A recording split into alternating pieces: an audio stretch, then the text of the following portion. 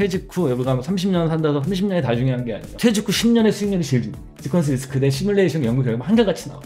영국의 경영사상가인데 제가 굉장히 좋아하는 찰스 핸디라는 분이 그분이 제안한 개념 중에 포트폴리오 인생이라는 개념이 있습니다. 은퇴 후에 투자나 재정적으로 젊었을 때보다 높은 수익을 바란다기보다는 거꾸로 은퇴 후에 이제 쪽박 차지 않는 방법, 가진 어떤 재산을 잃지 않는 방법? 최근에 이제 고령화 되면서 나타나는 현상 중에 하나가 금융사기의 증가입니다. 여러분 특히 이런 거 생각해 보셔야 돼요. 고수익과 안정성은 같이 갈 수 없다. 빨리 생각하셔야 돼요. 제가 저희가 한 말씀드렸던 건데 2007년도에 미국에서 가장 존경받는 금융인이었던 버나드 메이도프 사건이 있는데 이 사람이 고객이 한 13,500명 정도 있고 이 사람 펀드가 매년 12%씩 한 해도 거르지 않고 10% 수익을 냈어요. 여기에 돈을 넣고 싶어서 안달이 났고 아무나 또 안 받아줬어요. 그러니까 여기에 펀드에 가입하는 것만으로도 자기 인생이 성공한 것처럼 느낄 수 있어요. 멤버십 같은 거. 예, 멤버십 같은 거. 유명한 게 스티븐 스필버그 같은 영화 감독도 당했지만 이들만 당한 게 아니라 세계적인 금융회사들도 당했어요. HSBC, 뭐 노무라, 산탄데르 세계적인 금융회사들인데 이게 뭐 시장 변동성에도 상관없이 매년 10% 수익을 이렇게 냈으니까 뭐 어마어마한 거거든요. 이거는 결국은 이게 뭐냐면 펀지 게임 무려 52조 원의 그런 사기가 났고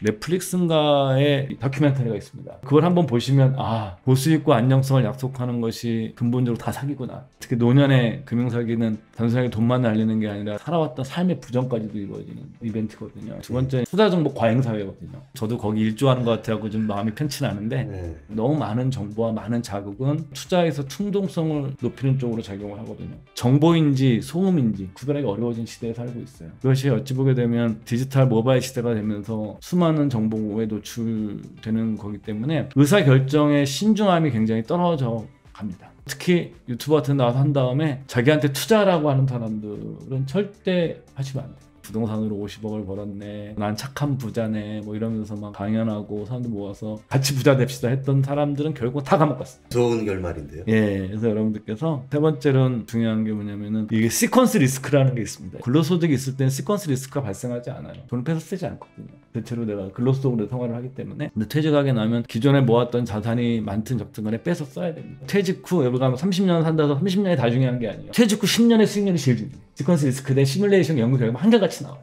그래서 여러분 퇴직 후 10년을 내가 어떻게 자산 운용할 건지 여러분들이 뭐 정답은 없지만 고민을 많이 하셔야 돼요. 아직까지는 이것이 한국에서 어떻게 인출해야 되고 어떻게 시퀀스 리스크를 관리해야 되는지에 대한 논문도 없고 그 연구도 많이 안 돼 있어요. 저는 들었을 때 되게 중요한 것 같은 게 은퇴 후에 10년 동안 사실은 이전보다 안정적인 소득이나 직업이 없는 상태에서 자기 자산을 잃지 않고 손실을 최소화하면서 소득을 조금이라도 늘리는 그게 이제 10년 동안 그래서 이게 뭐 허드렛 일을 해서 150만 원을 내가 벌더라도 그걸 가지고 있는 사람들이 자산이 잘 안 줄어요. 그렇기 때문에 10년 동안 내가 일과 내 캐시플로우를 어떻게 관리할 것인가에 대해서 여러분들께서 좀 생각도 좀 많이 하셔야 돼요. 진짜 이거 중요합니다. 가장 유명한 그 인출의 방법론이 이제 윌리엄 뱅겐이라는 미국의 재무설계사가 만든 4% 룰입니다. 이게 90세까지 쉽게 생각하면 죽지 않고 원금하고 수익을 다 깨먹으면서 90세까지 딱 살 때 이때가 딱 일종의 제로가 되겠죠. 현금흐름이 마르지 않고 내가 갖고 있는 돈을 몇 %에서 인출을 하면 된다는 겁니다. 그래서 내가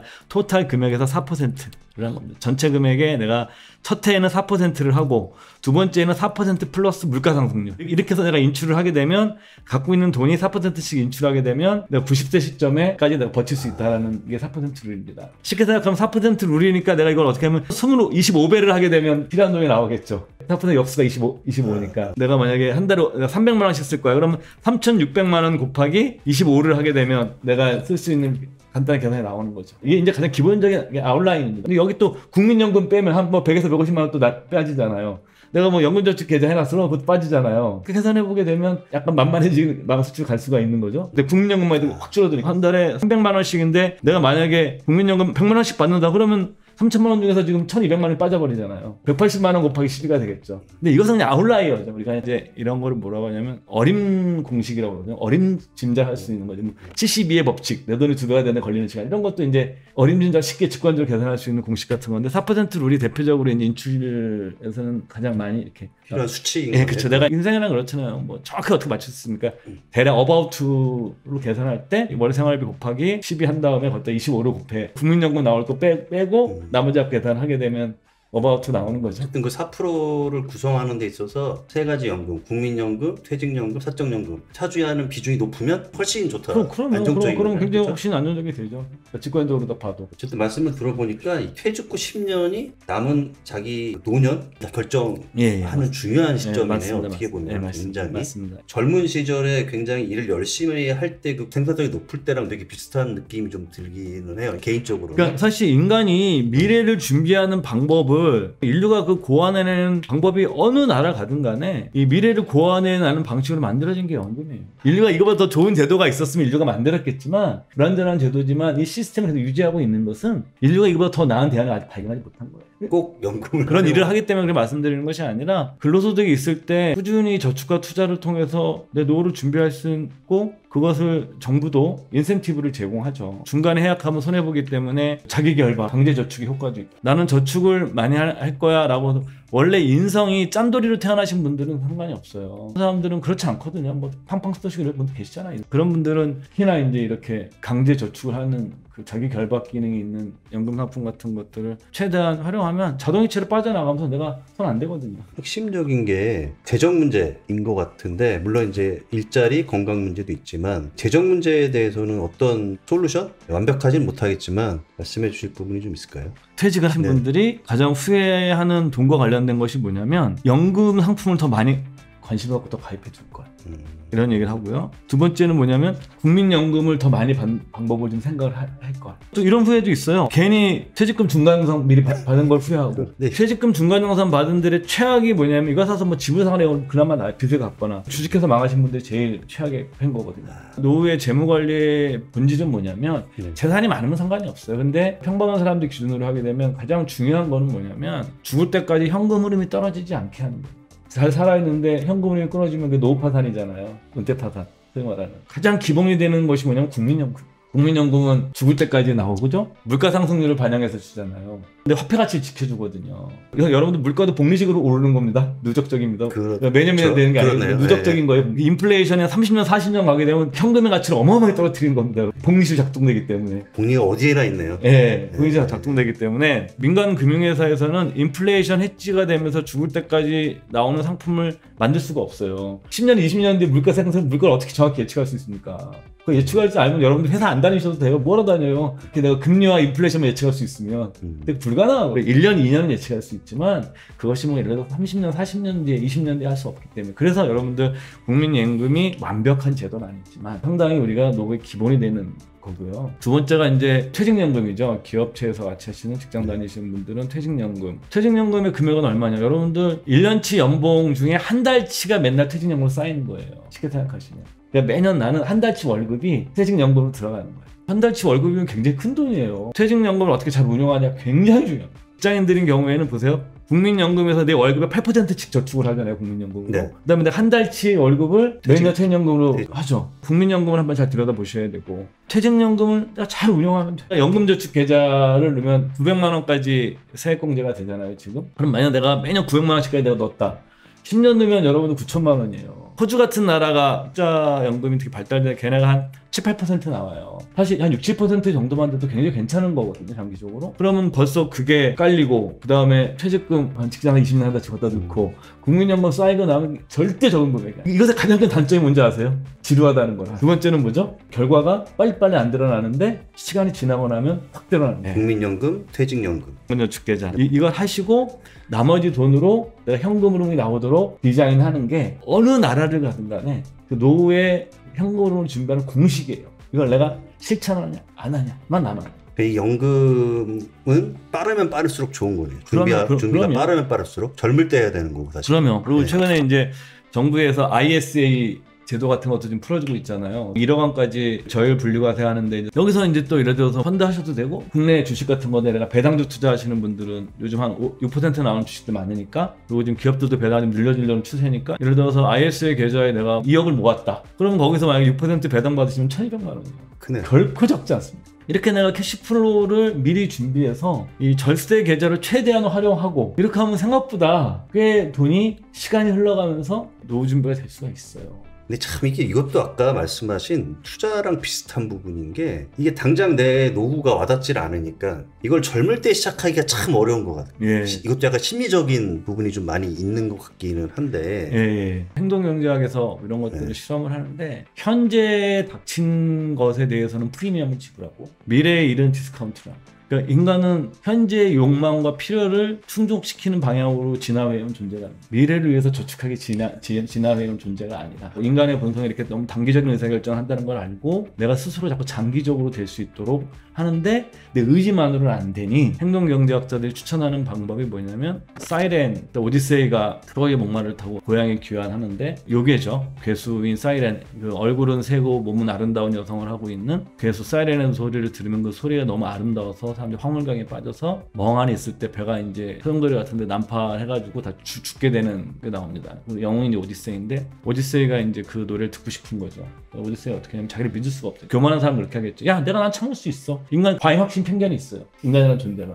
남자들이 강해요. 근데 이제 이 사람은 믿지 않은 거죠. 그럼 어떻게 하니까 부하들한테 그런 거죠. 야, 나를 돛대에 묶어라. 그러니까 자기 결박을 해라. 그리고 너희들은 귀에 밀랍으로 귀를 막아라. 그리고 내가 너희들한테 어떤 소리를 지르든 날 풀어주지 마라. 그러니까 자기를 믿지 않은 거죠. 그게 이제 우리가 행동경제학자들이 얘기하는 투자에선 자기 결박 기능이 있는 것이 장기적 좋은 성과를 낸다. 결국은 인간이라는 존재가 그렇게 장기적으로 하는 관점이 없기 때문에 뭐 한국에서도 이제 베스트셀러 넛지라는 책 쓴 리차드 탈러 세일러 교수라고 하죠. 이분이 이제 하는 얘기가 저축을 늘리는 방법은 자기 결박을 하는 것이다.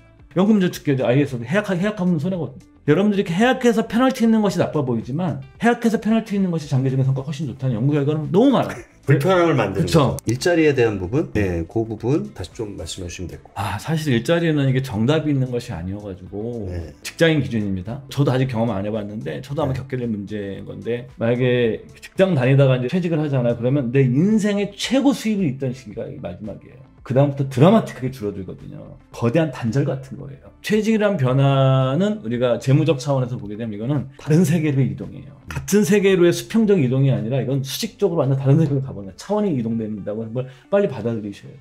은퇴 후에. 네, 그러니까 그렇기 때문에 대부분의 제가 보기에 분들은 주된 일자리, 그 전 직장 다닐 때만큼의 일자리 수입을 주는 일자리는 구하기 어렵다.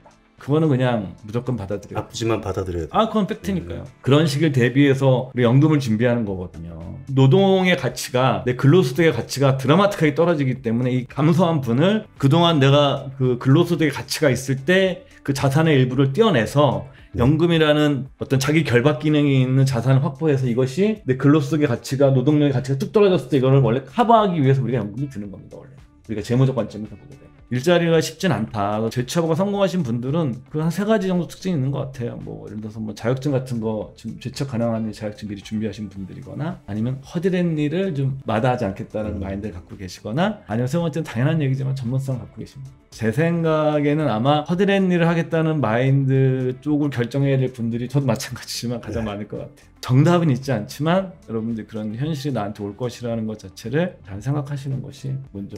그리고 마지막으로 은퇴하고 나서도 성공적인 삶, 이게 꼭 재무적인 것보다는 어쨌든 삶을 운영하는 데 있어서의 성공적인 삶을 살아가는 방법? 그래서 저도 이제 고민하고 있는 건데 제가 저한테 하는 얘기에 가까워요. 심심한 삶을 받아들여야 된다라는 거예요. 뭐 나해도 재밌고 그런 분들이겠지만 대체로는 열심히 일할 때보다 심심해진다. 삶 자체가. 심심함이 나쁜 것만은 아니다. 혼자 노는 능력, 혼자 있을 수 있는 능력, 이것이 굉장히 이제 중요해진다. 혼자서 내가 무엇을 할 수 있는가, 자기 삶에 대한 한번 질문이 있었으면 좋겠다. 저도 지금 저한테 하고 있는 질문들이고요. 저는 지금 현재 미래세 자리니까 미래세 증권 투자와 연금 센터장이라는 게 제 삶의 가장 중요한 정체성이에요. 사회적 삶에. 저한테 가장 중요한 정체성인데 퇴직하고 나면은 이런 주된 일자리에서 가졌던 그런 정체성 갖기가 쉽지 않습니다. 영국의 경영사상가인데 제가 굉장히 좋아하는 찰스 핸디라는 분이 그분이 제안한 개념 중에 포트폴리오 인생이라는 개념이 있습니다.